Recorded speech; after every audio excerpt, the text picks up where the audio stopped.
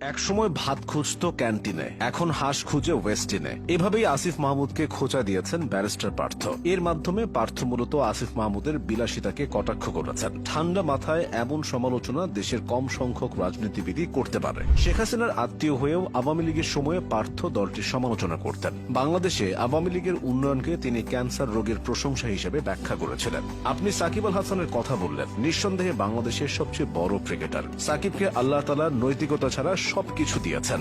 তো সাকিব আল হাসানের জন্য পারফেক্ট রাজনৈতিক দল আওয়ামী লীগ, সুতরাং সাকিব আল হাসান সেটাই করেছেন। টকশোতে এভাবেই পার্থ সাকিব আল হাসানকে কটাক্ষ করেছিলেন। আন্দালিব রহমান পার্থ ভোলা 1 আসনের সাবেক সংসদ সদস্য এবং বাংলাদেশ জাতীয় পার্টি বিজেপির চেয়ারম্যান। বড় দুইটি দল তথা আওয়ামী লীগ ও বিএনপির বাইরে যে কজন ব্যক্তি রাজনৈতিক পরিসরে নিজেদের ছাপ রাখতে পেরেছেন, তিনি তাদের মধ্যে অন্যতম। দেশের তরুণ ও যুবকদের একাংশের কাছে পার্থর গ্রহণযোগ্যতা আছে। তার স্ত্রী শেখ সায়রা শারমিন বঙ্গবন্ধু শেখ মুজিবুর রহমানের ভাতিজা, শেখ হেলাল উদ্দিনের মেয়ে এবং সাবেক সাংসদ শেখ তন্ময়ের বোন। তার মা শেখ রেবা রহমান শেখ মুজিবুর রহমানের ভাইজি এবং শেখ ফজলুল করিম সেলিমের বোন। পার্থর বাবা নাজিউর রহমান মঞ্জুরও ছিলেন দেশের প্রভাবশালী রাজনীতিক। তিনি এরশাদের আমলে জাতীয় সংসদে ভোলা 1 আসনের সংসদ সদস্য এবং ঢাকা সিটি কর্পোরেশনের মেয়র হিসেবে দায়িত্ব পালন করেছিলেন। হয়েছিলেন স্থানীয় সরকার মন্ত্রণালয়ের মন্ত্রী। এমন পরিবার থেকে বেড়ে ওঠা পার্থ তাই রাজনীতিতে দীক্ষা পেতে কষ্ট করতে হয়নি। জাতীয় রাজনীতিতে তার